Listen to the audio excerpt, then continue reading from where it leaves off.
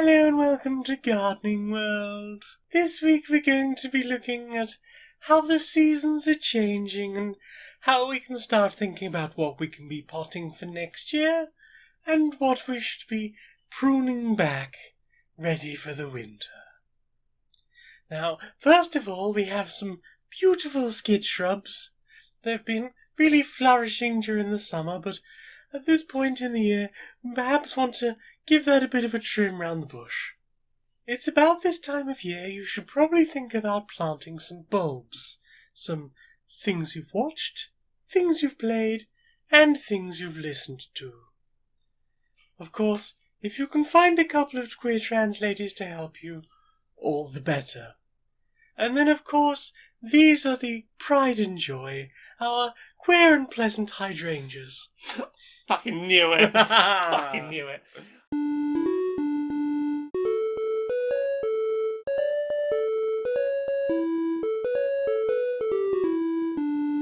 Greetings, strangers, queer and pleasant. I'm not Kate Dale. And I'm not Jane Aerith Magnet. I know what day it is. Yeah, we know where we're at. We're not sleepy and sleep deprived. No, sorry. Tired. It's been a day today. It's been a day. And a night before that. Indeed.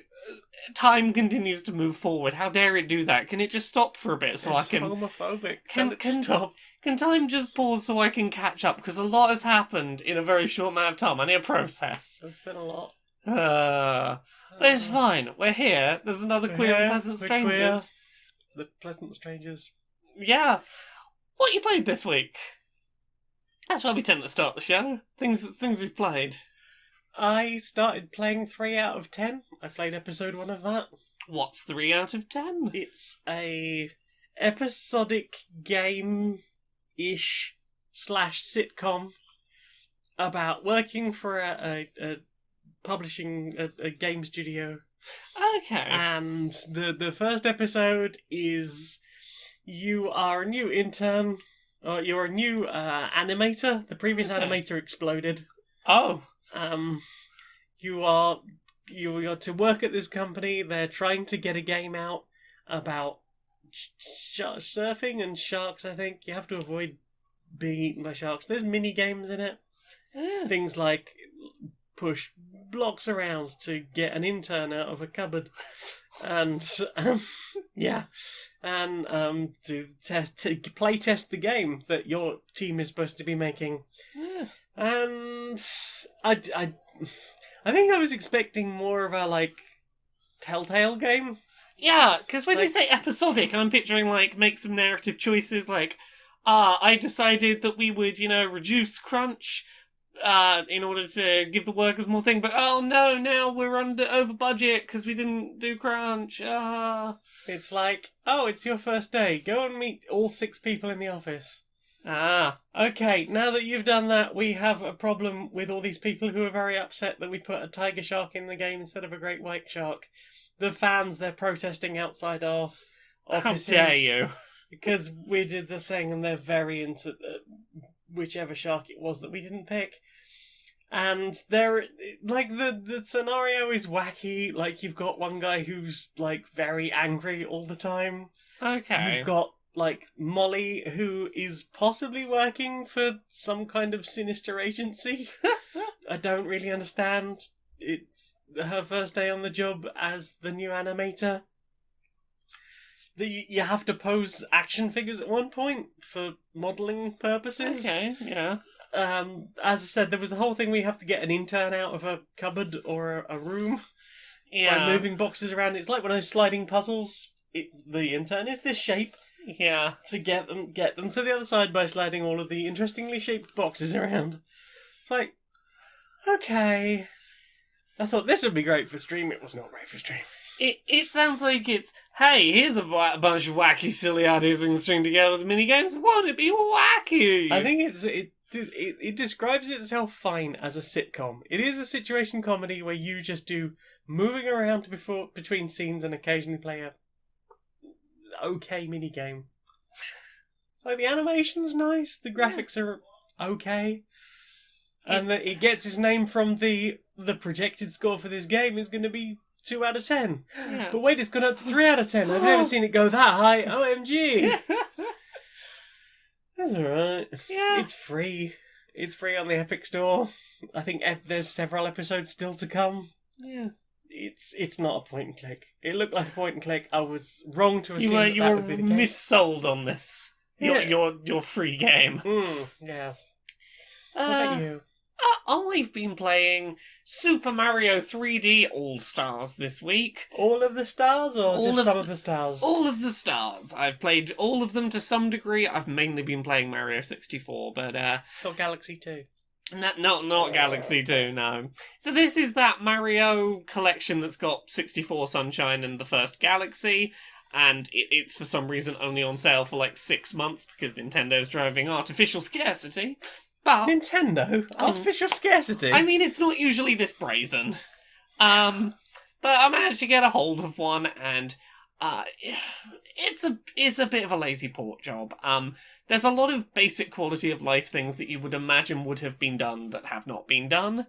Talk to the camera. Yeah, Mario 64 is the one that like stands out the most as like, hey, I'm not expecting you to give it the full Crash or Spyro remastered treatment where you redid all of the visuals for all the games. You could have used the DS version with the 64 graphics. Exactly. You could have done the 64 version that had the extra characters, or you could have, put it in widescreen and given full 3D camera control. Because, like, modders have done that with ROMs of this game for years, and it's pretty easy to do, and it makes that game infinitely more playable. But that said, I've been having a lot of fun. The Port of Sunshine in particular looks absolutely fucking gorgeous. Like, that game looks infinitely better in this port. It's probably the one of the three that had the nicest visual bump. Mario 64 is the one I've been playing through. I'm trying to 100% it, get all 120 stars. And I'm like 95 stars deep. I'm getting there. There are some stars in that game that are bullshit. Where it's like, oh, that wall that looks like absolutely every other wall and is just like 3/4 of the way up this mountain. Oh yeah, that one you can jump through. You just have to know that or jump against every wall until you find one. As people do. Yeah, there's some just like, oh, how was anyone meant to ever work that out? There was no indicators of what that was. And I had some interesting conversations with people where sometimes the thing that's unclear in a level is like, oh, the Japanese name of that level gives you a hint as to that thing. And in the English version, they translated the name but didn't, like, include the pun-based hint. And now, like, oh, that's why that level is, like, near impossible and you've got to, like, fucking brute force your way through because the level's title was supposed to give you a hint as to what that was. Oh, dear. Yeah, there's a bit of that goes on, but, like, honestly, the game has aged really well, considering it's, 35th anniversary? They're saying it's the Mario version. Mario's 35th Mario anniversary. Brothers is... Yeah. I imagine Mario 64's got to be about 25 years old at this point, because it was, mid-90s? Oh god, I'm old! Yeah, right. Like, it was, N64 was like 94, 95? 97? 97? Okay, it's over 20 years old, and it has aged really well. 64, we're still talking about 64, yeah? Yeah, Mario 64. You briefly mentioned Sunshine. No. Mario 64 is over 20 years old, and it plays incredibly well still. Like, Nintendo fucking knocked it out the park on how to make a 3D platformer and nailed it on the first attempt, and I understand why that is the template that 3D platformers followed. Most of its level design is very clever. It feels really good to play. Yeah, it's got little bits of bullshit here and there, but nothing that can't be ignored. Sunshine Sport looks beautiful. It's in widescreen. That's great. That's all I really have to say about that port. It's a port of Sunshine. It's a good-looking port of Sunshine. Galaxy, great game. Looks even better. It looks even better than it did before. Now it's at a nice sparkly resolution. You can now press the Y button rather than having to shake your controller to do the spin, and that alone makes this the version of the game to play. Like, that's all I needed. Oh, I can press a button rather than needlessly waggle? Okay, this is the version of the game to get. No waggling. I mean, you can still waggle if you want. Are you you anti-wag? You can waggle if you want to. You just don't have to waggle. Because your friends don't waggle, and if they don't waggle, then they're no friends of mine. Like, that's the thing about this collection. All three of these games are very good games that I would argue are better here than they were originally. Like, these are good versions of these games. There are minor little quality of life improvements that it would have been really nice to see them, do. Yeah, I was watching a Modern Vintage Gamer the other day, and he was talking about the emulation for 64. Yeah. The fact that they're using, like, Lua script to, like, fast transfer textures into the game as it emulates. Yeah, I was watching, I think it was Digital Foundry were talking about that, so they're running the original mod. They've not put these new higher resolution assets into the mod, but they are they're intercepting the call to the ROM, like, let's get this asset, and the Lua script's going, no, this one instead, just funneling it in from outside. Yeah. Those new textures do look really nice, though. Like, all the new UI stuff is so much crisper, and I looked at some original N64 footage, and I'm like, oh yeah, this does look much nicer. You didn't notice on a CRT telly. Exactly. Like, you didn't notice things like Mario swapping out to a noseless square model when he's in the distance, which is now very obvious in HD. I was looking at Tallulah's video of that on Twitter the other day, Did you further back? Was that on the top of the bomb battlefield? Yes. Yeah. There is a definite, like, I'm in the zone now. If I start walking, I will turn square. It's quite a thing. Yes. Also, just in case you're interested, if this is a thing for you, for speedrunners, you can't do the infinite speed back jumping glitch in this version of the game. So anything other than the glitchless 70-star run, you can't speedrun on this. And it no longer says so long King Bowser, but it's so long Gay Bowser is gone. Now he just shouts bye-bye. Somebody was saying that had actually been the case for a while. Okay, so the original version that we all played, the N64 version released in North America and Europe, always had that line in. Right. This is a version from Japan that was like a re-release a year after the original release that fixed some bugs. 1.1. Yeah, it fixed. Japan has a lot of those. Yeah, it fixed some bugs, namely the ability to infinitely back jump backwards. Ooh. And it for some reason changed so long Gay Bowser to bye-bye, and that's the version we have now. So We love Gay Bowser. We love Gay Bowser. No, so long, Gay Bowser. Come back, Gay Bowser. We love you. It's okay. So long, Gay Bowser. Yeah. That's what I've been playing. I've just been playing old Mario games, mainly 64. Mario games are good. What about you? What have you been playing? I played a Mario game. What Mario game did you play? I played Mario 2. All-Stars Edition. Yeah, you've been playing a Mario All-Stars as well. Mm-hmm. Yeah, I played the one on the SNES thing on Nintendo Online for Switch. Yeah. It's the one that they released for the SNES with the shinier graphics. Indeed. Which is just how I like to play those games. I say I like to play those games. 2 is the only one I had any interest in. I'll be controversial. Don't particularly care for the first Mario. Definitely don't like Lost Levels. And don't really like Mario 3 either. Yeah. I think I only really like Mario 2 for the nostalgic factor. I was never good at it. I could never really get past the level where you've got to jump on the... Like, you come out of a door or a pipe at the beginning of the level. There's one of those swoopy things. Ah, yeah. You jump on it, you grab the little magic carpet, and you ride forward. Yes. Couldn't get much further than that. Well, see, this is the joy of playing it on the Switch Online, in that they have that wonderful rewind feature, which makes actually seeing the end of these games a lot more I've viable. finally seen the end of Mario 2. And it was all a dream. And also, you have to play it with the other characters, I guess. Apparently so. I won't do that. No. I played through as Luigi because that's who I played through as a kid. Yeah. Luigi's a good character to play as. Alright. Yeah. Alright. Yeah. Anything else you played?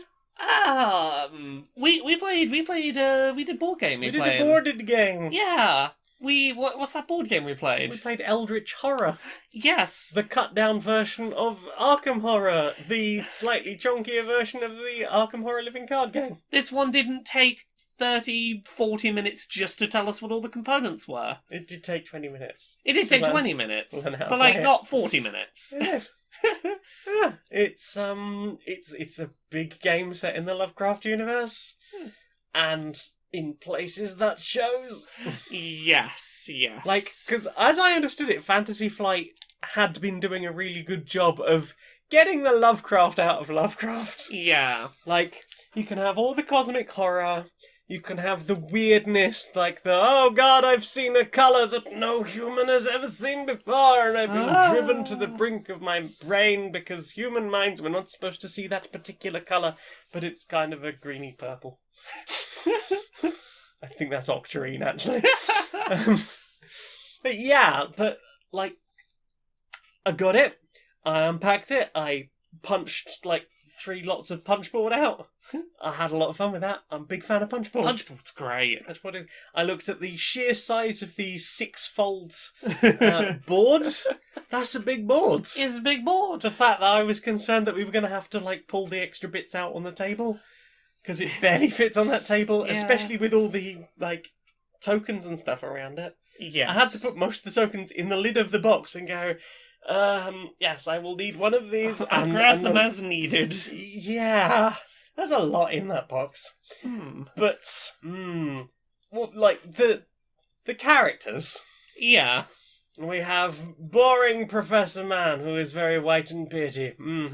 And we have hard-nosed detective man, who is white and wears a hat. And here is psychic lady, who is white and lies on a chaise lounge. And we have, was she the actress? I think, I was the spy who was also generic white lady. And then we have the shaman, who is the only black woman in the game. Yeah, there are aspects of this that are not great. We have the martial artist, who is the only Asian woman in the game. Yeah, there is... I was sitting there going, oh god, no, I thought they'd corrected all of this. Yeah, there is some falling into tropes and stereotypes, which is a real shame. It is. Mechanically, it's a dense game. There's a lot of mechanics happening, and we were messing up the rules left, right, and centre, and like learning as we went. Like, shit, we probably should have been doing this for the last like 10 turns.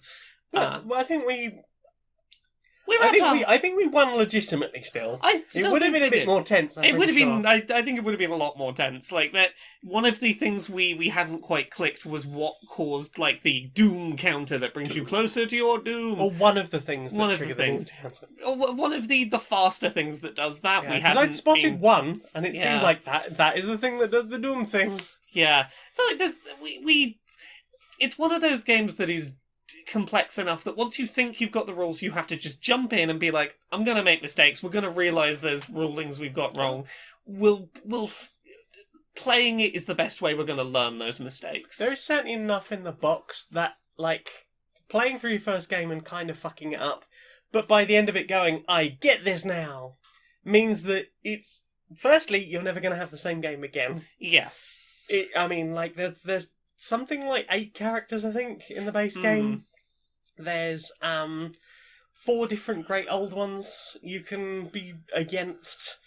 You can technically make the game slightly harder by the way you stack it, by what cards you put in the Mythos deck. So we played on the easier mode with the starter old one. Yeah, the basic idea is each turn you get, 2 actions? 2 actions. Which can be you can't use the same action more than once, but they can be things like move to a location, or collect some travel tickets that will give you extra movement next turn, or investigate a location, or do an ability on your card. And basically it's try and get around the board because a bunch of bad stuff is happening and you need Gates are opening, the old ones are coming. There's lots of things, keep on top of them because everything is bad in all directions.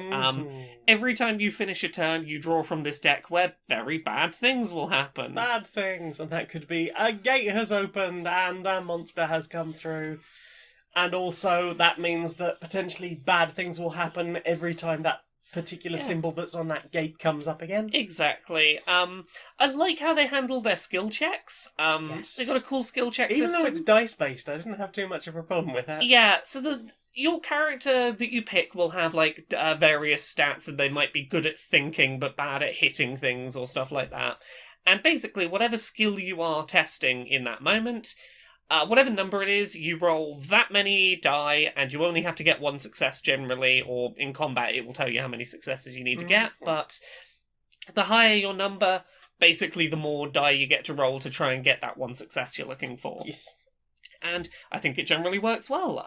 Yeah, I think that like the items you pick up modify the dice enough. Yeah. They're the spells as well that you can get will do things. The fact that there are places you can go to improve the skills on your cards. Yes, it's they clearly mark on the board like if you go here, you will probably get the ability to increase X stat, and that's really useful to know.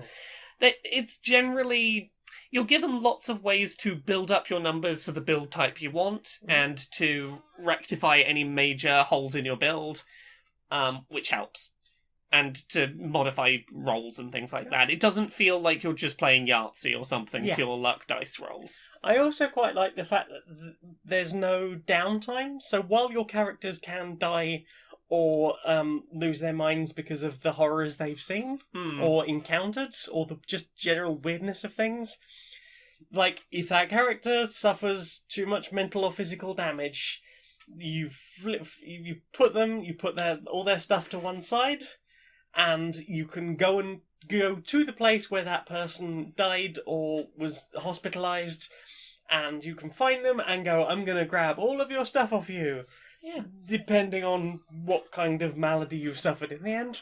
Yeah. And it could be like, you will do a skill check against them and they will hand everything off to you, but with dire warnings about the future. Yeah. I like that, like, obviously, upon death is not inconsequential because, oh no, I now have to get across the board if I want my stuff, and I've probably been set back, and my character hasn't been built up, etc. But you're not, like, out of the game, and your stuff isn't gone. You can theoretically recover it and get back on that build you put your work into. Yeah, it's not like something like King of Tokyo, where, I've been knocked out. Well, I might have to wait 20 minutes, or in the case of Eldritch Horror, an hour, while my friends finish up the game, because you just pick another character and dive in. Yeah. I'm always appreciative of a game that goes like, let's keep everyone in and playing. Everyone play, it's okay, don't worry. Yeah. And, like, I watched Shut Up and Sit Down play, like, a very highly edited one. They basically cut out most of the Mythos phases. Yeah. And just went, we had a bad time during the Mythos phase, this happened, that's happened, but my character's about to die, so I'm going to do this and basically sacrifice them. Yeah. And then I'm going to try and get stuff back for them. They were playing really recklessly. Yeah. But I think they just wanted to get through content. Yeah. It seems like a really interesting game. I'm definitely interested to play more of it. Yeah. And I hope that some of the later expansions do the stuff that is in the Living Card game. Because I know the most recent set of that, they've got a black trans woman canon. Heck. That's the kind of thing where I was like, Fantasy Flight, they've sorted a lot of the stuff out. Clearly this was made before they got to that point. I don't mind which generation. Like, I know Arkham Horror's on like its 3rd iteration now. Yeah. And I don't know where Eldritch Horror is with that, but I know there's like a bunch of expansions which probably include more of the characters. Because Fantasy Flight seem to love reusing like art assets and concepts between the three games. It's just a shame the base content on this is a bit stereotyped and shitty in places. So beware of that if you're considering getting it. But this box weighs a ton. Mechanically fascinating game. Yeah, you played anything else this week? We played some games over Skype. Oh yeah, we did. We played a game of Pandemic with the mutation strain. Yeah. If you want to read about my thoughts on the mutation strain, I wrote a whole thing about Pandemic and Pandemic on the Brink. Yes, you did. On stonemonkeyradio.blog. Go check out my things. I've been writing lots of stuff about boarded games.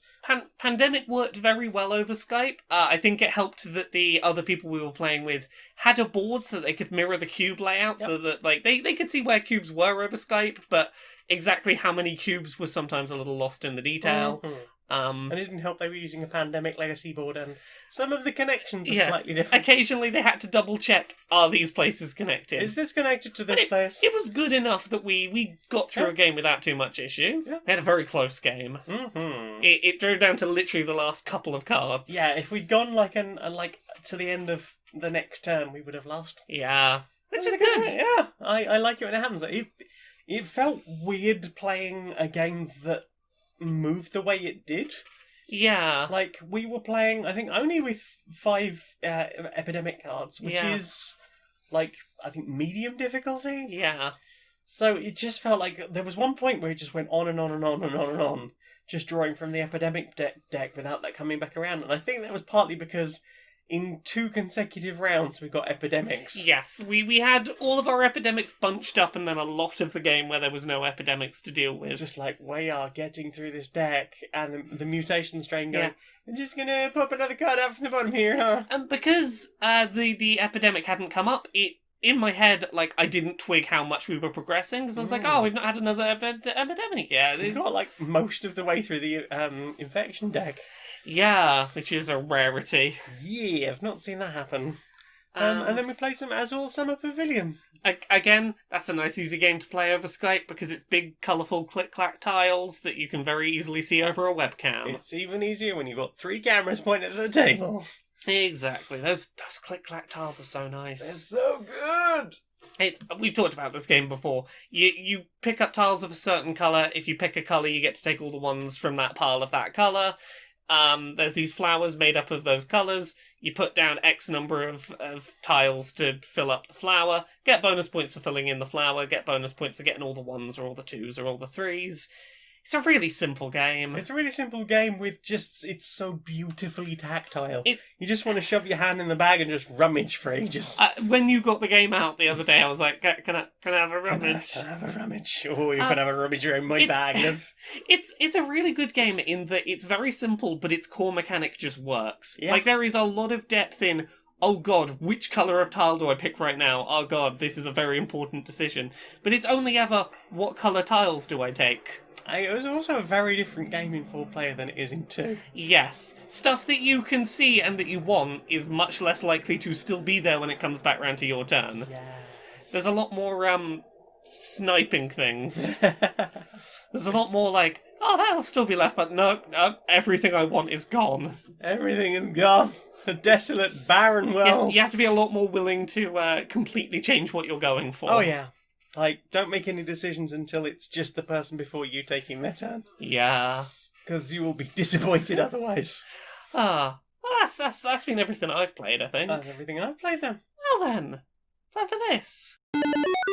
Are you struggling to get to sleep because you accidentally imagined a better life for yourself and now you're just fantasizing way into the early hours of the morning? I don't want to go to bed, I want to think about the nice world that could be. Are you filled with thoughts of existential dread, keeping you awake and horrifying you all night long? Oh no, I thought about the reality and not the nice dream, and now I'm, it's bad. Try Brain Switch. You just set the delay and switch off. You'll wake up, whatever time you set the alarm for, having slept. Warning, Brain Switch makes no other claims apart from having slept. You will have slept. That is all. Brain Switch! I guess I technically slept.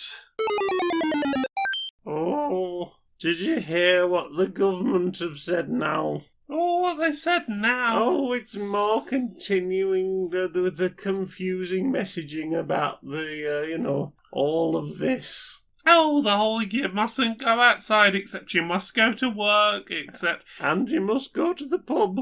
And yes, and stay inside, but also children go to school. And make sure that you eat out, and you do go to work, unless you can stay at home. But if you don't go to work, you will be fired. But don't see your friends unless you're grouse shooting, because apparently that's different. Indeed. Still... Must grumble. Must grumble. Must grumble indeed. We can't, let them get away with this, so we should be properly organised. Indeed. And we should make sure that while we're socially distant and conscious, wearing our masks, that we do resist the government's ridiculousness at every turn. Indeed. Must grumble. Must grumble. So... What have I What have I put in my eyes? I looky do. We've watched some things together this week. We did? We started watching a show on Netflix called Close Enough.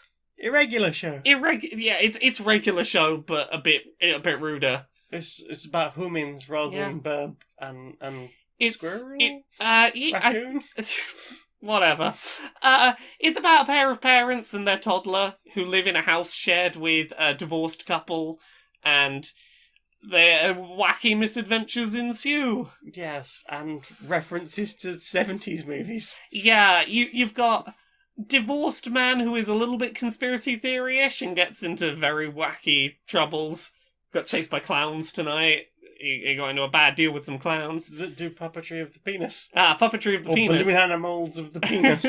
There is the divorced woman who she likes to party. She do like to party. And then you have She is the youngest of the group. you've got the dad who is just like complete stoner failure, but he's trying real hard. He's trying. A mum who is very stressed out, very not Yes. do good, She's not... very struggle. She many struggle. And toddler who is just adorable and And kind of wrong in the best way. kind of wrong, but like in the right way. What skateboard you want? The one with... I want the Satan Satan skateboard. on it. And you are quite right to do so, child. Indeed, that is the coolest design that was on that wall. It I was was. drawn to it. Yeah.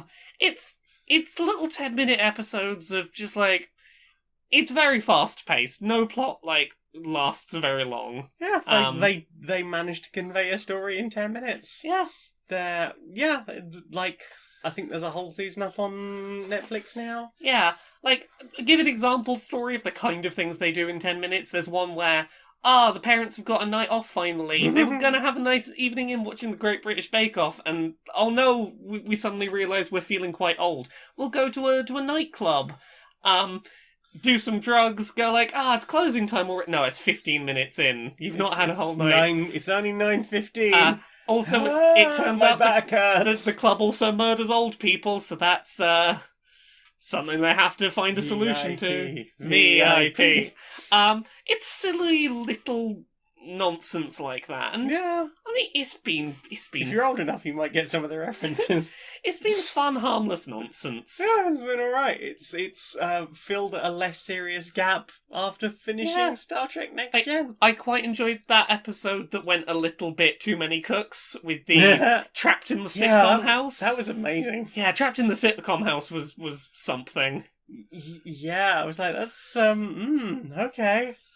So it's a bit Silent Hill. Yeah, it played with some tropes. Yeah, I think that was the first episode where I went from, it's just more kind of random, regular show stuff to, this ain't fucking around, huh? Yeah. The puddle of weird. I'm just going to splash around in that and Yeah, then rub myself on your couch. That was the episode that sold me on like, okay, this is probably worth sticking with. Yeah, definitely. So yeah, we've been enjoying that. Mm-hmm. We also watched through all of Aggretsuko season 3 We did. in one go. You did? I have thoughts and opinions on season 3 of Aggretsuko. Same. It definitely felt like it had more of a direct story it wanted to tell for this season that Yes. it was definitely going for. Mm-hmm. It wasn't another season of Aggretsuko tries to find a boyfriend while working at the office job and singing karaoke sometimes. No.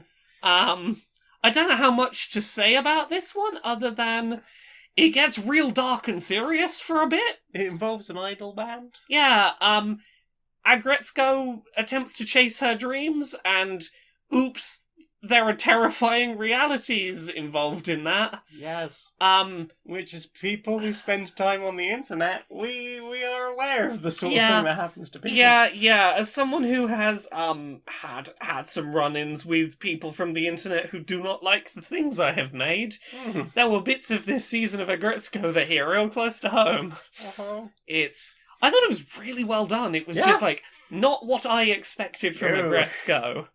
Like it felt there was a certain degree of look, if we never get another season, fuck it, let's just tell a hell of a story. Yeah, I questioned some of the choices about some of the characters Yeah. from previous seasons. Agreed. I think we both spent a lot of time just talking to the telly going, no, not that, don't do that, bad naughty. Yeah, but like I like that we got to see some progression on the whole front of Aggretsuko and her music. Yes? And I'm glad that we got to see, like, that become something more integral to the plot. Yeah. Rather than just something that happens when she's upset. Yeah, I am interested to see where they go with that from now. Yeah. Also, it was nice to see someone Yes, yeah, who voices that character and acts that character very well. indeed. That Aggretsuko season 3, real good, but just like be prepared for like 2/3 of the way into the season for it to get like not be funny for a minute, for it to be like, I'm legitimately a bit anxious watching this.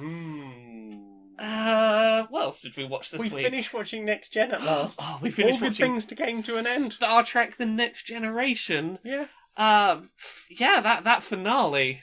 Yep. It sure was a two-parter that they Sure was, wasn't it? finale'd. We got to see the Enterprise D refit. Yeah. I like the bookended nature of the show starting and ending in a very similar fashion. Mm-hmm. And this is definitely, of the Star Trek finales we've watched, this one felt most open to, and then the adventures continued. But not with you. Yeah, you weren't around for it, but like, it had less of a sense of finality. Yeah, I think, like, DS9 very much feels like, and that is the end of the story. Yeah, we wrapped up everyone's stories and everyone worked out their mysteries, and why would you follow them now? We know what's happened. I suppose there was a little bit left open with Voyager about, like, and they go back to Earth, yeah, but what happened? Because some of them weren't. Yeah, Voyager is just, they got home and therefore why would we follow their story anymore? Yeah. This is just like... They continued their trek through the stars. It would, in no way did... If I didn't know this was the last season, I'd be like, there's totally another season after this, right? What do they do next week? Yeah. Star Trek TNG, very good show. Mm-hmm. Its first couple of seasons really don't do it justice. Ew. Like, here's the thing. When we were early watching it, and I talked about it on Quirps, I think I talked about, like, I talked about preferring Voyager to it. Mm-hmm. And my differentiating between them would be that they're a lot closer together in my mind now than they were at the time. Because, yeah, TNG just has a really has an inconsistent, not great first couple of seasons. Yes. And I don't think Voyager has the greatest first couple of seasons. I mean... I think that is a Star Trek thing. Like, at least the first season is usually a bit... we're finding our feet. At the very least, like, Voyager had a better sense of who its characters were and what its overall mission was in that first season. And it was... I don't think Voyager Season 1 had, like, that's a really bad episode. Mm-hmm. TNG, there's a couple of really bad episodes in Season 1. Yikes. Yeah. Oh, nice. But at some point we will watch the movies. It's just a matter of when. What? We're gonna have to watch Insurrection. We are, but it's fine. We can just watch close enough for a while. We'll come back to Star Trek in a bit. Oh. We'll give ourselves a buffer. Yeah, I think I'm ready for catch up on all the things everyone recommended while we were going through three separate series. Not seasons, series of Star Trek. What about you? What else have you watched this week? I watched that 3 Days in Twin Peaks video. Yeah, tell us about that. I need to find out who did that thing. Let me... vamp for time. Looking it up on the thing, you're clicking on it, so that you can find out who did it. Who did the thing? It was Take the Ring on YouTube. Yeah. And it was just, hey, let's do a 3-day trip to the Snoqualmie Valley and visit, like, the 3 prominent places where pretty much all of Twin Peaks was shot. And it is beautiful scenery and beautiful landscape and interesting to see, like, some of the old buildings. And how the location's physically, like, that is right next door to that, and you would never know. Oh, the police station is directly opposite the mill. Yeah. And the mill is now nothing, but the police station is actually like a driving school. Like an extreme driving school. It was really interesting, and as I say, it's beautiful scenery. There was a reason they shot it there. Just looking around a town and be like, so this is what this place is when it's not Twin Peaks. Mm-hmm. Yeah. It's quite an interesting place, and the way they've lined up some shots to be like, hey, look, it's that telegraph pole, or it's that one shot across the street, and then sort of blurring it into actual footage from the show and putting it back and talking about, like, what scenes happened in this place and being like, but if you look at it from this direction, actually they shot this scene here as well. So it's technically the same place. Or going, like, the motel from Fire Walk With Me, yes, where Leland Palmer finds out about Ronette and Laura Yes. and what they've been doing on the side. That is the same motel that they used for the Dutchmans in season 3. It's like, oh, okay, cool. So, like, reused sets and stuff and those bits. They go to Jack Rabbit's palace, which is, obviously, it's a decaying, because it's wood. Yeah. It's a dead tree. That's what it do. Yeah, it was, just a really nice show to sit and watch. Yeah. What have I watched this What have week? you watched? Watched some video game press conferencey things. Vigigams? Yeah, Sony did their, like, hey, here's when the PS5 is coming out and what it's going to cost, and here's a bunch of game footage and whatnot. That was a weird event they did, in that, like, they showed a bunch of really cool footage. It's like, yeah, all these games look really cool. Yeah, I'm real excited for it. Don't know which of them I'm playing day one. This Demon Souls footage looks alright, but it looks really good, but there's no date on it, so that's probably not a launch title. Mm-hmm. And then after the conference finished, like, Twitter was where all the news came from. Like, this hour-long conference, no information. Twitter afterwards, Jeff Keighley's like, oh yeah, Demon Souls is a launch title, and Spider-Man's a launch title, and this, that, and the other, and oh, actually, these games are coming out on PS4 on the same day as well, they're not just PS5 games. It was weird getting the news on Twitter minutes later, not during the thing that everyone tuned in for. They did a real bad job. They did a bad job of communicating information, and then they made a promise months ago where they were like, hey, look, don't stress. We're going to give you plenty of warning of when PS5 pre-orders are coming. We're not just going to drop them on you. It's not going to be a big old surprise. They're just, we'll give you plenty of warning. You'll know they're coming. And then an hour after the press conference, they just surprise put up pre-orders, and they sold out in minutes. And then we're like, 8 a.m. tomorrow, go to shops, go. It was. They did not do a good job with that. No, they didn't. But Demon Souls look really good, and it's going to be a launch game, and that's cool. I'm excited to play that, and Spider-Man looks very cool. Miles Morales doing a Spider-Man, being a man spider. I was mostly concerned about the fact that Sony fucked up the whole pre-order thing.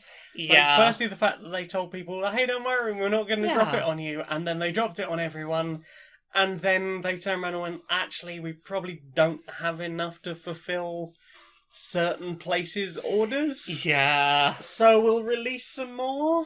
Yeah. Microsoft did their pre-orders, like, the morning we're recording this. Theirs were better handled, but not perfectly handled. Yeah, like, we've heard stories about people who were just running around the internet refreshing pages, hoping to get one because everyone was jammed solid. That was me this morning. I was like, I should probably get one for work, and the small Xbox, the one that I'm looking at, because for the amount I think that's the one everyone's looking for. No, apparently not. Like, people are going for the people that are like, Xbox is the one I'm getting are getting the big one, because... Like Fixer. Yeah, like, the only reason I'm going for that is it's like, look, PlayStation is, like, typically the franchises I enjoy are over there. That's the one I'm going to put the money in on the 4K. I need to have something that plays the new Xbox games for work purposes. Mm-hmm. I will get the minimum entry point for that. I don't mind it's not in 4K if I can still play the things. Yeah. But they said, like, here's the day, here's the time, all the pre-orders will go up. Pre-orders for the small Xbox went up, like, 40 minutes later than the others with no real warning, so everyone's just there, like, can't find one. Where are they? Where is? Lots of refreshing pages and pages crashing and... Yeah, lots of...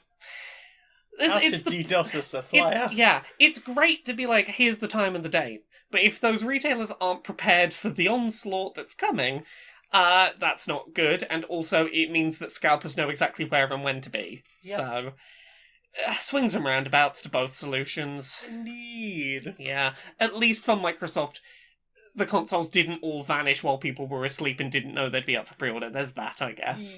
People were at least able to be there doing the clicking. Bad luck, Sony. Bad luck. Yeah, but consoles are coming out in, God, like, 6 weeks. Consoles are happening. That's too soon. I don't like that. Did you watch anything else this week? No. Just checking if I watched anything else. I continued watching a few more bits of The Handmaid's Tale. Yeah. It continues to be very well made and very tense, and also, like, oh, this dystopia you've written to be an unrealistic dystopia in places, since that aired, that has happened. Oh no. Stop it, dystopia. And as I understand from the beginning of this week, actually more accurate by the day. More accurate by the day, yeah. I think honestly that's I think that's all I've watched this week. Just double checking. Oh, I watched that Nintendo Direct that happened. Yeah. Ori and the Will of the Wisps game to Switch. That's cool. That's a good game. There's a new Monster Hunter. It's got a cool grappling hook that's like the thing from Freedom Wars on the Vita. That's cool. And much like Monster Hunter World, is going to be an open world rather than routinely having loading screens every time you turn a corner. So that's cool. I'm excited for more Monster Hunter. Yay! Yay! And that's it for things I've watched. Well then. Time for this. Hello, we've got a new sponsor! Who's our new sponsor? Well, do you sometimes wake up in the morning and find your partner sitting on the couch, maybe dilating or just having a nice cup of tea because she woke up early? Yeah. Do you also find that there is a very loud kitty cat proclaiming that she has never eaten even once? She's dying of starvation and has never been fed, and I must desperately feed her now. Desperately. Desperately. You've encountered this situation. I've encountered this situation once or twice in my life. What about an experience where your fiancé has come home from work, you've heard her come in, she's maybe leapt in the shower to rinse off all of the viral strain from outside, and you think, I will pop down when she comes out of the shower, and she comes out of the shower and she's getting all toweled off, and maybe she's a bit nudie in the living room. Ooh. And you come downstairs, and there is a cat doing a meow, meow, meow, meow, meow, meow, meow, meow, meow, meow, meow, meow. I am so hungry, I've never eaten even once. And perhaps in both these situations, she actually had been fed very shortly before this situation occurred. Perhaps she even had food still in her bowl, but because you were not the one that fed her. I see. I mean, this has happened, and I'm not going to lie, more than once I have opened the packet and gone, oh, you've been fed already, haven't you? Well, tricked me, kitty cat. Naughty. I know, naughty kitty cat. What can I do about this predicament? Well, try Kitty Lying Alarm. It attaches to your cat's collar in a discreet and non-bothering manner, and it will tell you if your cat is doing a lie. Oh, heck! It has special tummy monitoring sensors that can tell how full the kitty tummy be, and it can tell if the cat has in fact eaten even once. Even once. Mm-hmm. So no longer will I have to come downstairs and go, oh no, the kitty is clearly dying. I must feed her right now. And my fiancé is clearly evil and bad for not doing her a feed. This poor innocent kitty purper. Exactly. How could this happen? How could this happen? I'd better feed her right now. Oh, the kitty alarm warned me. That's Kitty Lying Alarm. You can head over to kittylyingalarm.lol.net and enter the code QNPS136 to get yourself a small bag of dreamies and a kitty lying alarm. Oh, goodness. Inside the boardroom of Electronic Active Softworks. Hi. So, I'm tired of doing work.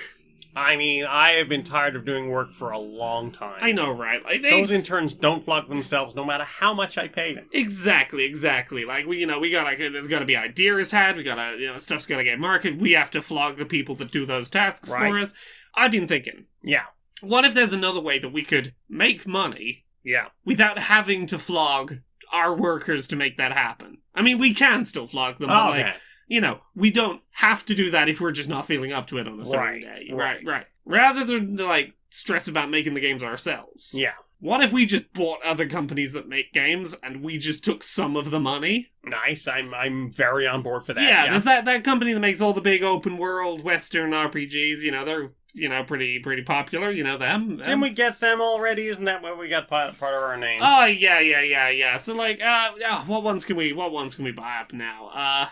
I don't know. One of the shooty bang bangs. People like the shooty bang bangs or the big RPGs. I mean, I looked at buying that the one that makes the handheld portable home console thing. Apparently they're pretty expensive. We probably can't buy them. Not yet. Not yet. I reckon if we keep buying things, other companies, there's that old company. They stopped making consoles, but people still like their mascot game. Yeah. What have we? Yeah, We can buy them. We can probably buy them. What are they doing with their brands? Nothing. Yeah, I think they do something with the plumbing guy, like a sports thing. Yeah, once a year they do they sometimes the sports mascots do a thing, but yeah, we can probably buy the little blue the blue porcupine, the blue big porcupine. thing. Yeah. Yeah.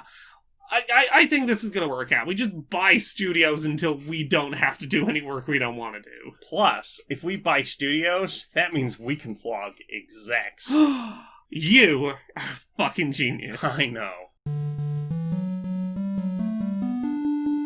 So, what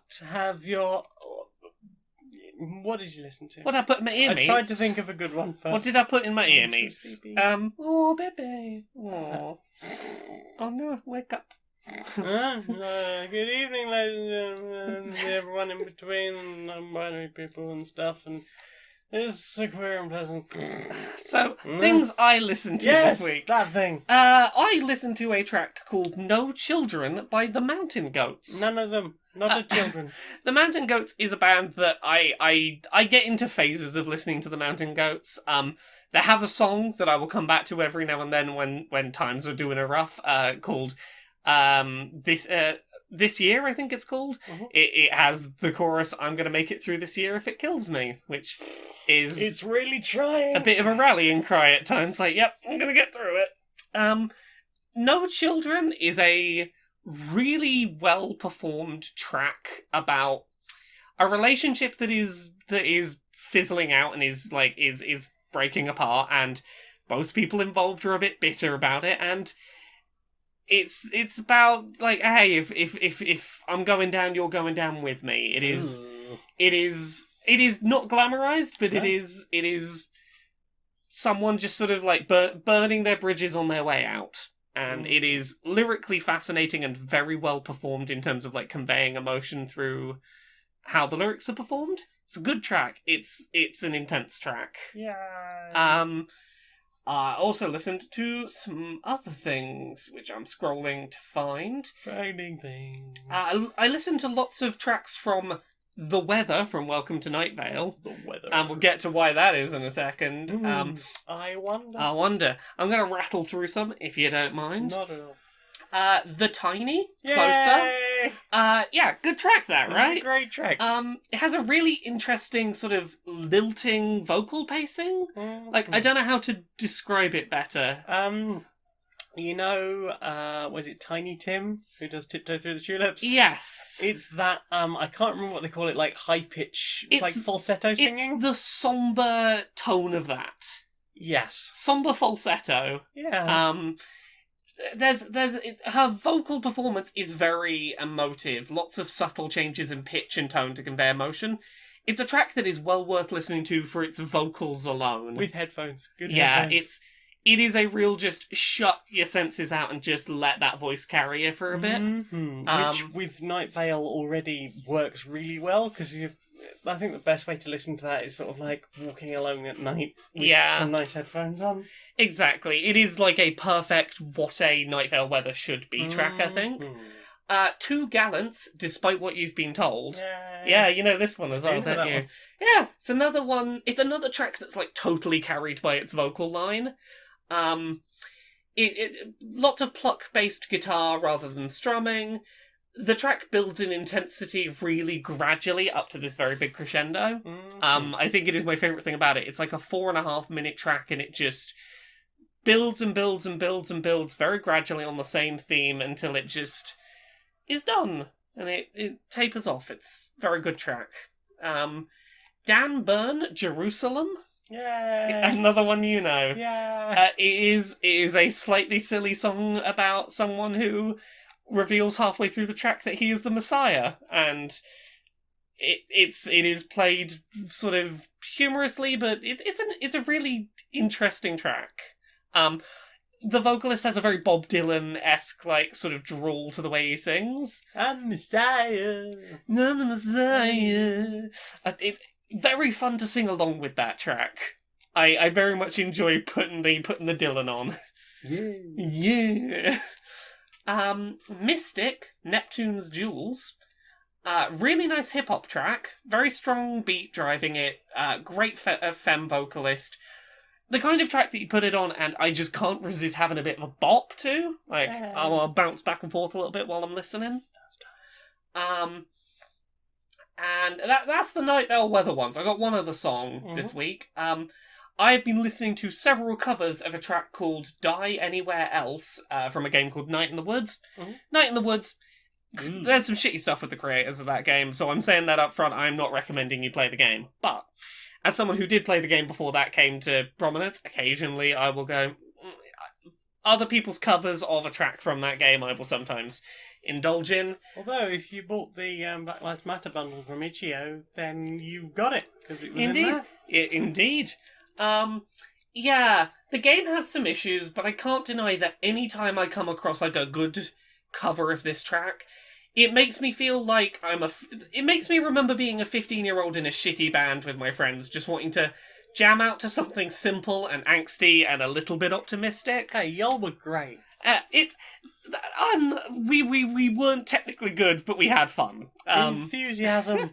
That's what I want from a punk band. That's what I mean. It's like, Die Anywhere Else, when it's covered well, is the epitome of, like, you don't need to know more than, like, 3 chords, and you just kind of hammer it out, and it's very simple. But it's the kind of thing that a group of teenagers who are just like, I just want to get out of this town and start somewhere new. Like, that kind of energy channeled into a well-written track. Yay. So I sometimes indulge in covers of that track, and I did that this week. Yay.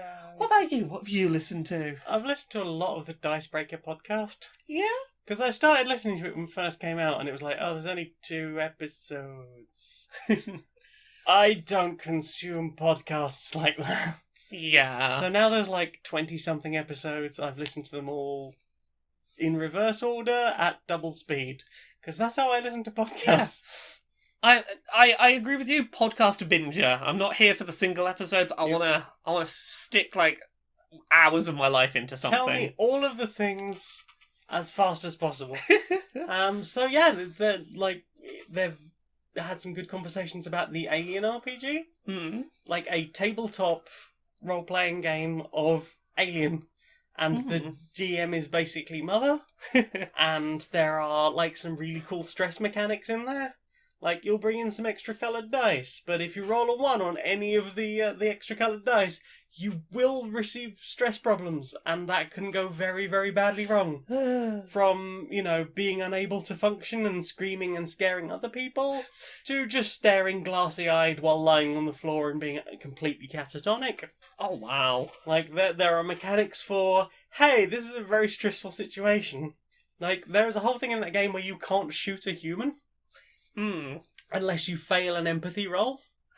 Like, because it is a very stressful thing to point a gun at another human, no matter how shitty they might have been. Yeah. So, like, and either way you're going to get a stress point for it, because you've just pointed a gun at someone. Yeah, that's fascinating. Yeah, it's apparently it's a bit dense, because it is trying to put stuff from several films in, like all of the films. Okay.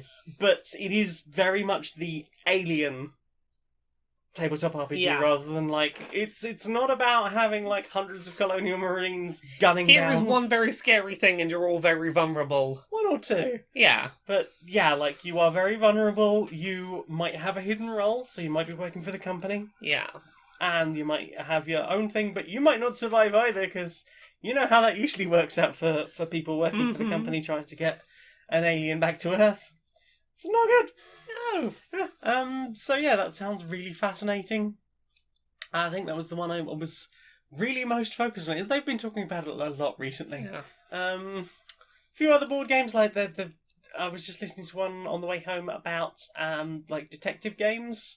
There is apparently a new Sherlock Holmes consulting detective game, either out or coming out soon, where basically you are playing like is it the Baker Street Irregulars? Yeah. And you are just a bunch of kids trying to solve the mystery and then report back to Mr. Holmes, who will go, Yes, you did get that right. Or you kind of got there, but You scored minus 30 points. and I scored 100 points. Did you do better than me? Probably not.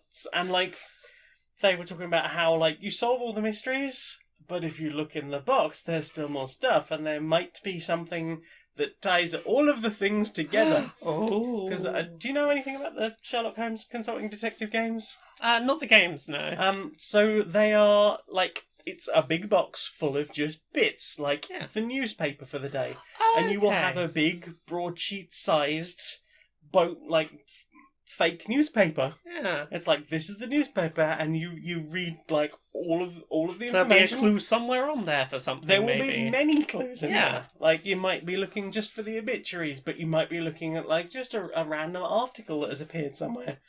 And then you might, go and investigate something in that area and refer to a bit in another book and get some information or some clue. You might tie people together by their names. That sounds fascinating. Fascinating, but I'm not sure it's for me. I don't think it sounds I've a got little too much like homework. A little bit too much like homework, and just too much like I would probably get to the end of it and feel really, really stupid. That's the thing with games like this. You're either going to feel very smart or you're going to feel very stupid and like you've wasted several hours being stupid. Yeah, and especially given my reading speed, the idea of reading a broadsheet with tiny text that big is kind of intimidating.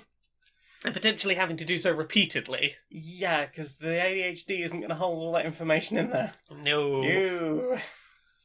What about you? Have you listened to anything else? Other than that, I got up to date on the Magnus archives. Ooh, the meaningers. Yeah, the last few episodes of that have been real good and real tense. It definitely feels like an arc has wrapped up, and I'm curious where it's going from here. Yeah, we'll know what happens next. Yeah, and I've continued listening to Welcome to Night Vale. I managed it. Yeah, I'm like 60 episodes in. Damn. I think I'm coming up on like I think the furthest I ever got into Night Vale was about 80 episodes. Okay. Most of my re-listens I get about 40 episodes in before I drop off. Have you passed the novel yet?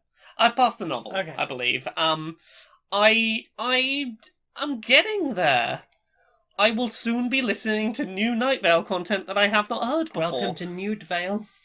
Generally, the experience I'm getting is like, oh yeah, I sort of remember this as the topic of this episode. None of the specifics have stuck in my head. So, like, I'm getting to enjoy the specifics brand new. It's the overarching narrative stuff. I'm like, this is the one where the list is important again. I remember that being a thing. List. Yeah, things like that. I remember overall plot-relevant moments. Yeah. I think that's everything I've listened to this week. Sleepy. I'm very sleepy. Well then, time for this. Are you tired? Yeah. Stressed? Uh-huh. Harassed by responsibilities? Oh, there's so much I'm supposed to be doing. Come on by and have a nice rest. Oh, thank God. A nice rest. We've got comfy, quiet rooms. Oh, We've got a lovely view. look at that. We've got, just soundproof rooms so you won't have to hear from anyone else. Also, we've got no internet signal whatsoever. Oh, just sit down and I'll get round to that book. Sure, bring a book as long as it's not too stressful, okay? Oh, it's a very nice light read. It's just a gentle joke book. It's fine. Lovely, lovely. Book your first hour today and receive a free hot drink and your choice of a nice biscuit. Oh, you've got custard creams and everything. A nice rest. Try yourself one today. Yeah, you ready for the weekend? Oh yeah. I'm planning to hit up a children's birthday party. I'm well sick. Well, I mean, it's going to be a bit more difficult now, isn't it? Because there's only going to be 6 people there, isn't it? Yeah, well, I know, but that's still 6 people that I can get sick, I suppose. Yeah, and I suppose you could always get them to take it to school with them, and then you'll be spreading it around even more. Exactly. It's not all that bad. There's still places we can get it spread. Yeah, definitely. Although, I did hear that there was going to be up to 30 people grouse shooting on the moors at the weekend. Oh yeah, can't be getting them. Can't be getting them. I wouldn't touch them. Wouldn't touch them with yours, mate. No, exactly. No. There's plenty of them there. Could go for it, but I've got standards though. Exactly. Mate. They are gross Tory scum, and there's no way I would want to touch them within a 10-foot barge pole. Disgusting. Exactly. I might be a deadly pandemic, but I got standards. Well, yeah, definitely standards beyond a fucking Tory, innit? Yeah, exactly. Although if we did go near them, they might not be able to do their Toriness. Right now, though, they are destroying the NHS, which is going to help more pandemics like us flourish. Yay! Questions, Sam. Have questions. Lots of questions. First question this week comes from Tricky. Tricky asks, would you prefer to live out your fantasies? Sorry, would you prefer to live out or outlive your fantasies? Ooh. Oh. I don't really understand the question. I would like to live out my fantasies. Yeah. Outlive my... Kill your fantasies. My fantasy stops before I do. That sounds very bad. I have destroyed all my fantasies. No, I will live out my fantasy, please. Yes, one live, please. Fancy Wookie asks, hottest character in Paradise Killer? Oh, I've completely forgotten her name, but the goat lady who lives in the sewers. That sounds amazing. Yeah, her whole deal is that she, like, trades in secrets. You give her blood crystals and she'll tell you, like, she'll tell you everyone's alibis and what's secretly, like, here's their motive, that's what they're not telling you, secrets. Yeah, she's just a goat lady that lives in the sewers selling people secrets, and she's pretty cool. She can manifest through portals. Who can't these days? I know, right? Larry Yelling, and I haven't played it, so I can't answer that one. Larry Yelling envy asks, did anyone order this cat bread? Oh, that's a good cat loaf. Cat bread. I didn't order this cat loaf, but I will accept this cat loaf. I will pet the cat loaf if the cat loaf would be up for pettings. Check out my Twitter if you want to see the adorable cat loaf. Bethany Turner asks, what is your most bizarre ship, as in headcanon relationships, not ships that sail? Bizarre one? Yeah. I don't know if I have any bizarre ones. I don't know if I have any. I don't think about people like that. No, same. I mean, usually, the ships that happen are because they're gay and there's tension. Yeah, I guess. Usually, like, those gay characters have a rivalry going on. What if they smooched? I mean, I think usually in a show you can sort of see that coming. Yeah. I very rarely ship characters where it's not already clear that the show's trying to push them. Yeah, and even then, like, shows like Aggretsuko, I'm very willing to go, no! Yeah, I don't like should not be together. I don't like the pairing the show is creating. No, thank you. Yeah, I'm not really a big shipper. I'm not a shipper. Yeah. If people fall in love, I'm very happy for them, but... Indeed. It's not for me to impose my will on. Exactly. Aww. The small muchly plushie asks, what is the least attractive vegetable? Oh, least attractive vegetable. A bigoted marrow. I suppose so. Yep, bigoted marrow, worst vegetable. Lucy asks, what's your favourite time of the year? Too many answers. Depends when There's you four ask answers. me. Depending on when in the year you ask me, I always have rose-tinted glasses about different times of year.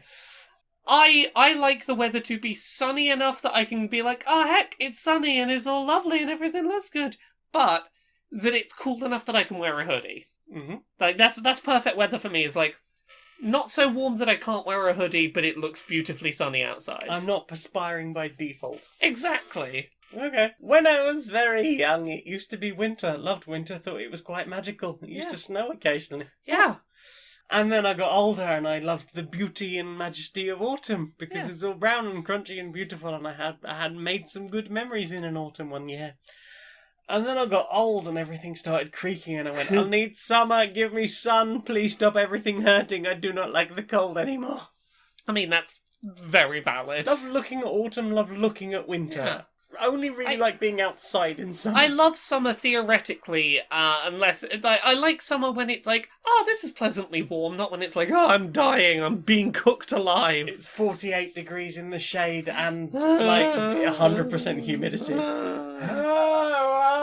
Yeah, those days are the reason I don't default to saying summer. I think we're going to see more of those days, so I might go off summer too. Yeah. I might become a spring person. I mean, honestly, like... Spring, that bit of spring can be lovely. Huh?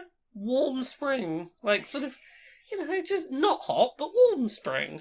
Indeed, snowdrops, beautiful things. Yeah.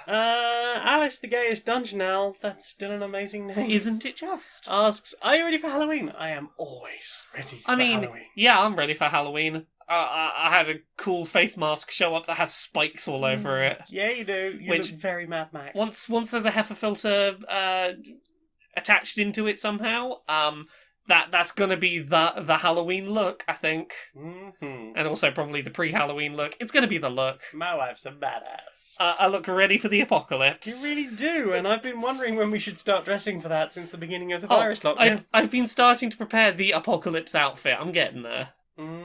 Becky too. Hi Becky, love Hi, you. Becky, Happy love you. birthday. Asks, how salty that girlfriend though? Well, I mean, that's what the scientists are finding out. Oh, how salty this girlfriend? How salty this wife? Wife is sort of not terribly salty. In terms of how salty that girlfriend, lab tests will soon tell us. We will have quantifiable data on how salty that girlfriend. How salty? I mean, if she's not had a cup of tea and she might be very salty. Yeah, it might be very salty. Oh, the salt is real. Lucian Evans asks, if you were to have a sandwich named after you, what kind of sandwich would it be? What would the Laura K. Buzz sandwich be? A Marmite and peanut butter, probably. I would imagine so. Yeah, just Marmite on one side, peanut butter on the other, toasted, smush them together. I think mine would be a rebranded, veganized version of the heart attack sandwich, which I invented many years ago. Which is 4 whole sausages, an entire pack of bacon, and 3 fried eggs. So if you can find an equivalent of vegan fried eggs, and then you just cover it in Thousand Island dressing and daddy sauce, and serve it on like inch-thick bread, because otherwise it'll melt before you get to it. Yeah, that would be your sandwich. That, but vegan. I was not a healthy teenager. No. In any respect.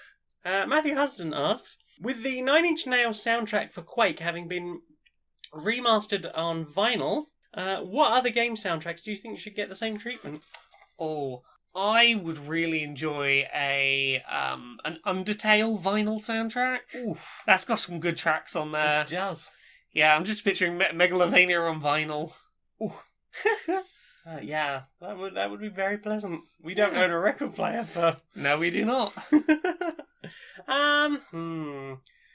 I don't know. Like, Sayonara go on. Wild Hearts. yeah. I would love the Sayonara Wild Hearts soundtrack on vinyl. I mean, it probably already exists on vinyl. The Full Throttle soundtrack, Bone to Pick by the Gone Jackals. Probably does, I imagine. I mean, it definitely had a CD release. Although you can probably rip most of it off of the actual Full Throttle CD. What else? Goodness. Like, I would love to see a high-quality version of the Phantasmagoria, like, title theme. Oh, yeah. Because that was beautifully done with, like, a full orchestra and, singers and just... I think it's something like a 30-voice choir or something. They got some things in. And then the only video you can find of that music is the crushed to hell version on YouTube, which is in like 140p, like 1 byte per second, or 1 kilobit per second bit rate. It's a great tune. It slaps, but it is crushed to death. It has been butchered. I want to say something really annoying for a vinyl. Thing on a String. Thing on a Spring. Love that soundtrack, but it is 8-bit music. It just loops, and I think it's only about a minute long. Imagine that on a 45. Sammy West asks, what is your favourite form of potato? A sexy potato. I mean, that's a good answer. I really enjoy a potato croquette. Ooh. It's got all the benefits of, like, a nice fluffy chip, but also of, like, mashed potato. It's very fluffy, very thin, crispy outside. It is my, like... It gets the density of potato right. I find croquettes a bit too dense. They are not my favourite by any stretch. They're too dense and when they're properly cooked, they are just too hot for too long. I mean, that's fair. That is a valid criticism They are of food that croquettes. doesn't want to be eaten for a while. And it's not like they burn on the outside. They're just really dense, nicely crispy on the outside, and then just like, I am solid hardcore potato of burniness forever now. Like, they'll make you a mayonnaise sizzle. And that's not a good thing, even with vegan mayo. My favourite one, probably a potato waffle. A potato waffle's just a good, simple... You can't go too far wrong with just a potato waffle. Or maybe fresh hash browns. Oh, yeah. Like some, American diner where they just make fresh-made hash browns on a grill. Okay, yeah, Good hash browns. I mean, I like cheap, shitty hash browns as well. I mean, yeah, but it's not the same but if as we're saying favourite, top Yeah. quality, top shelf potato, that's the one I'm going for. Lucian Evans again, sneaking in all the question threads, well done, asks, in case you need a backup question, what Pokemon theme would you have if you were a gym leader? I.e. all spoops or all fire types, for example? all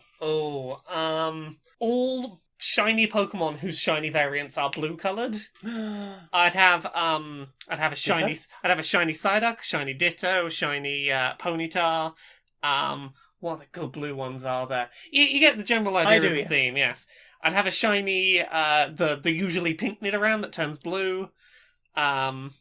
Can't remember which way around it is. No, I can never remember those. Needlessly gendering Nidorans. Mm-hmm. Yeah, I'd have all the blue shiny Pokemon. All the blue shiny Pokemon. Mostly Gen 1s by the sound of it. I mean that Gen 1 shiny Pokemon are the most recent ones I've hunted in detail. They're the ones that's why I can remember Those the are in my colorations memory. most. I'm torn. Part of me says I would just have a fairy set. Because I like fairy Pokemon. Yeah. And part of me says I would just have 6 Bulbasaurs. Because Bulbasaurs are awesome. They'd be fully trained, level 100. Yeah. And they would be very much loved, and they would have ridiculous names. Probably related to marijuana. Maybe have a team of alternating Bulbasaurs and fairies. Bulbasaurs and Jigglies. Yeah. Yeah, have a Jigglebulb gym. Jigglebulb, well, that sounds very me. And that is all the questions. Well then, time for this. Do you know what I want to see more of? What do you want to see more of? The inside of my eyelids. Soon. What else do you want to see more of, though? Brochure Justice Warriors. Yeah. Alright, Larry. Alright, Perry. How you doing? I'm not too bad, mate. Not too bad. Feeling a bit gravelly. Yeah, same. Feeling a bit run down. Yeah, same. Just need a good rest, I think. Definitely, mate. Definitely. Yeah. You been up to much? Oh, I made a mistake going on social media today, you know. Oh, it's been a lot today, innit? Oh, it has. In many ways, it's been a lot. Indeed. Particularly, I caught all this stuff about the GRA reform. Yeah, they finally published their decisions on that, and while After 2 years. it's been 2 years since the end of that. Then there was the year that it was ongoing, plus the Yeah. extension. The fact that trans people were having to deal with the fact that there were lobbying groups who put together a form for hatred, which would fill it in the most negative way possible, with just a few clicks and entering your name. It'd just do all that for you. Yeah.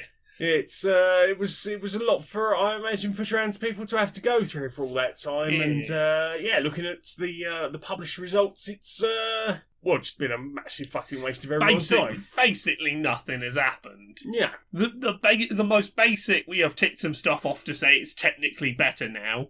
None of the stuff that was actually important. no, none of it, and they even said that reforms were less of a priority. We should be Yeah. dealing with waiting times. That doesn't mean to say you just have to ignore everything. Yeah, but you're allowed to You fix- get one thing. You can That's fix it. more than one thing for trans people. Well, apparently not. No, apparently not. So the only thing that I can actually point to and go, that is objectively a good thing, is that they knocked off that 140 quid per attempt to apply for the... Yeah, well, form. they've said a nominal amount, but I mean, it's a Tory. They could be upping that to 280 quid.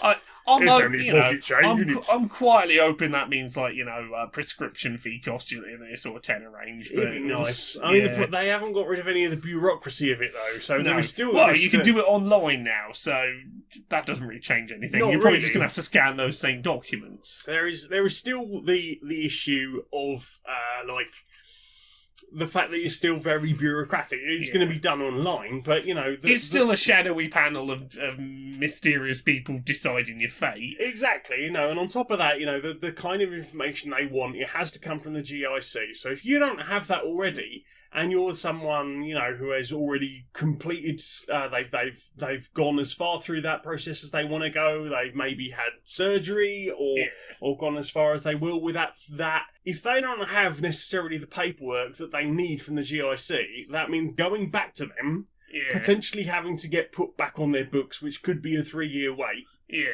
So then go, well, this document doesn't count until I've had it for 2 years. So that's 5 years before you can even take that information back to that panel. Yeah.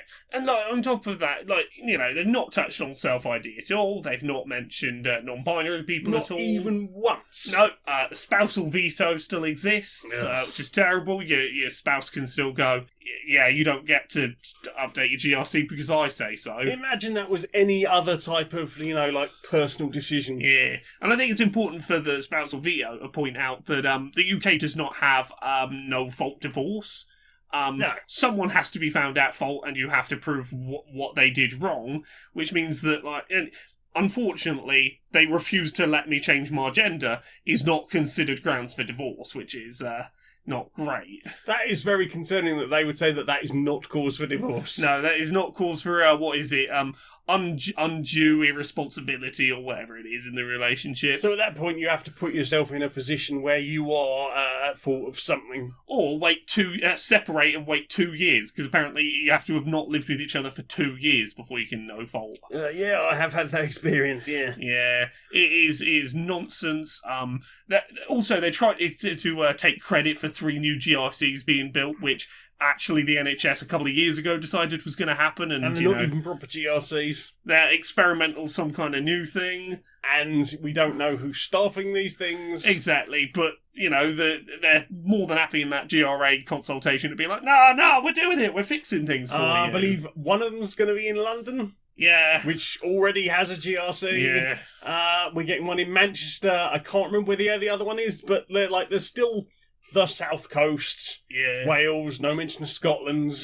Ireland, I understand, is also another place that's like really inundated from their clinics over there. It's just not good enough. Exactly. It's been a whole nothing. And then there was that snide little comment in at the end that really seems to be just appeasing the turfs. Oh, that bit where they took a thing that, like, you know, the Equalities Act does have a bit that says, if technically under extenuating circumstances, you can ban trans people from single sex spaces. Under very specific circumstances, it is technically possible.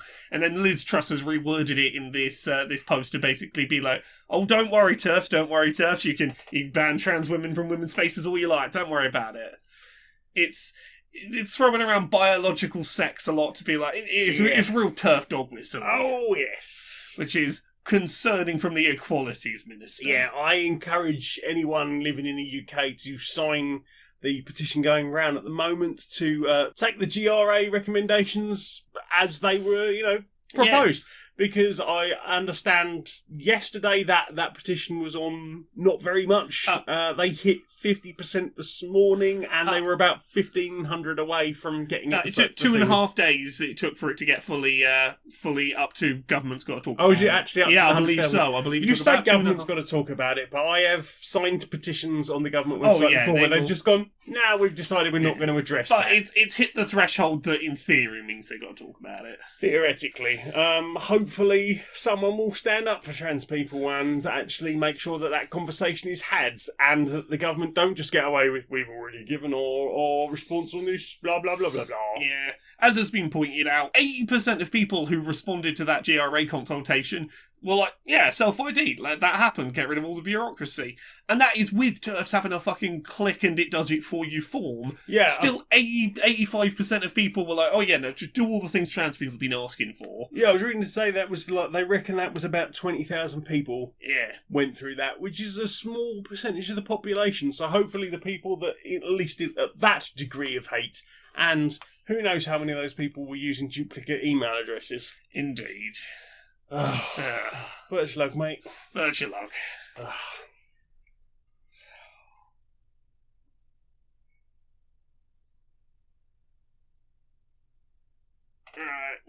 Yeah, I think I think I am going to head to bed, mate. It's bedtime, innit? It is that. Well, it isn't, but I need it. Have a good rest. You too, mate. You too. So, Laura. Me? Where am I at on the internet? Yes. Was that? Laura K Buzz, pretty much everywhere. Laura K Buzz on Twitter, Twitch, YouTube, Patreon. That's the one that pays the bills. If you can donate as little as $1 a month on Patreon, that is how I get to do this full time and make all the things that you enjoy. Everything I publish ends up on laurakbuzz.com, which you can also find by going to laurakbuzz.gay now. Yay! Also, I can be emailed at laurakbuzz.gay because domain names. So that's a place you can reach me. Yay! Yay! Every Friday I upload episodes of Accessibility on YouTube, which is a video series about the video game industry and accessibility and representation. Every Friday, check that out on YouTube. That's going to be good. Yeah, I'm excited for it. Mondays, Wednesdays, and Fridays, I stream on Twitch at 10 PM UK, 5 PM Eastern, 2 PM Pacific. What else is there? There's books. Uncomfortable Labels. It's out now. It's about being gay and trans and on the autism spectrum. There's also Things I Learned from Mario's Butt. That's coming out on February 4th, 2021. And Gender Euphoria. It's an anthology of non-cis people's positive gender-affirming stories. It's going to be out for Pride Month 2021. Podcasts. Pixel Squirt. It's about video game character pornography. Podquisition. It's about whether your favourite video games are great or perfect. Happy 300. Heck yeah, that will have happened by the time that this goes up with special guests Jonathan off of Road Rules. Jonathan off of Road That's Rules. the one. And the return of Gavin for a little bit of that episode. A little bit of that. A little bit of Gavin time. There's also Dice Funk. It's a Dungeons and Dragons podcast. Each season's a self-contained story. I'm on seasons 3, 4, 5, 6, and 7. I'm also on a podcast with you that isn't this one. It's Polyamory. It's Yeah. a D&D 5th edition real play podcast with questionable morals. Wow, we are so far ahead with that show. There will have been an episode up on Saturday, because I will have got up on Friday night after work and done the edit on that. Promise. Oh, it's going to be a heavy week to edit. Yeah. There's a lot going on this week. It's very, very busy, and I can't sleep. Yeah, I do other things. Probably things. Patreon.com/StonedMonkeyRadio. That's the one that helps me justify a 70-hour work week. For as little as $1 a month, you can help support me. Or you can donate like $10 a month and get early access. You can get Queer and Pleasant Strangers on a Wednesday or Thursday morning, depending on when I finish editing it. I've also got a Redbubble where I design t-shirts. I had an idea for a t-shirt today, and I immediately forgot what it was, and I'm a fool for not writing it down. Oh no, Yeah. ADHD brain. Very annoyed about that one, because I remember it being real fucking good. Who knows, I might have written it down somewhere and just forgotten. That's always fun. What else do I do? We've got a SoundCloud. We're doing skitisodes of old Queer and Pleasant Strangers episodes. If you like the comedy, but don't think you want to listen to whatever we were waffling about 2 or 3 years ago, you can just listen to a skitisode. It's just all of the joke sections from those episodes. All of the silly bits. All of those. And I am slowly uploading. They go up every Wednesday at about 6 o'clock. I've got loads of written stuff on stonedmonkeyradio.blog. I've been writing lots of board game reviews recently. Yeah. I've got some opinion pieces coming out. I've got some silly pieces going out. I am really pushing to do this as a career. Indeed, and I hope that that's a thing you can do. I hope so too. Please support me on Patreon. Thank you. I love you. There's probably other things. You can find them at streamlinks.com/Janiac. That's JANEAAC. Thank you very much, Laura. Can you sing us out, please, darling? It's honest to be a stranger.